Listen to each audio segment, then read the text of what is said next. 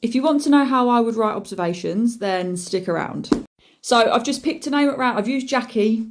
So I will read the observation that I wrote. It's completely made up, but I will read the first one that I wrote and kind of tell you what they might pick up on and what they might say is wrong with it.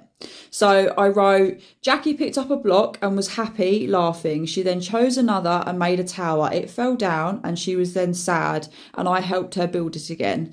So one thing that they might pick up on if you write an observation like that is that it's too short.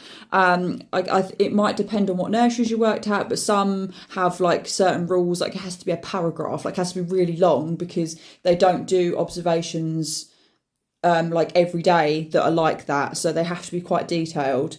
The other thing that they might pick up on is that you are using words like happy and sad. Those sorts of words are more of what you would interpret that they are feeling. That's not really observing as a fact. Assuming that they're sad or assuming that they're happy is usually a no-go. So I wrote one again with that in mind and how I would have improved that observation if, I read that one. Jackie picked up a block using the pincer grasp. She smiled, then she placed it on the ground and laughed. Jackie chose another block again using the pincer grasp, placing it on the block onto another. I said, I wonder how many blocks we have. Jackie looked at me and smiled. She then continued placing blocks until she made a tower. The tower then fell down. Jackie cried. I said, don't worry, we can build it again. Jackie stopped crying and picked up a block and started again. So what I've done there is try to make it a bit longer, make it a bit more detailed. Also adding in the grasp that they use. It will help you link the observation a bit better than the previous one. And you've got more of a communication, me speaking, like whatever you're saying, like try to think about it as a whole and not just really brief. Again, that will help you link it to the EYFS. So the first one is so brief that I could link it, but not as well. I mean, in the second observation, it's a lot longer. So there's many other options that I have. I can link it to physical development because of the grasps.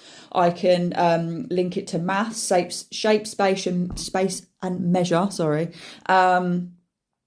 communication, because I'm speaking, even though they're not speaking back to me, they're acknowledging that I'm speaking to them and they're smiling and they're using their own kind of expressions. So it's a way of kind of saying, you can't say that they're happy, but you can say that they're smiling or they're laughing. It's about being quite factual with it and not putting your own thoughts into the observation. So yeah, I don't know if that was helpful for anyone. I've had a lot of feedback about other videos that I can make.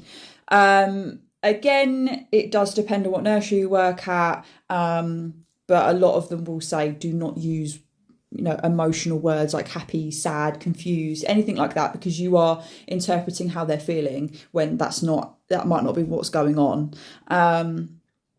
If this was useful, please put it in the comments if you want more videos like this, anything else that I can speak about that are going on in nurseries. Obviously, I've not done it for 2 years, so some things might be different.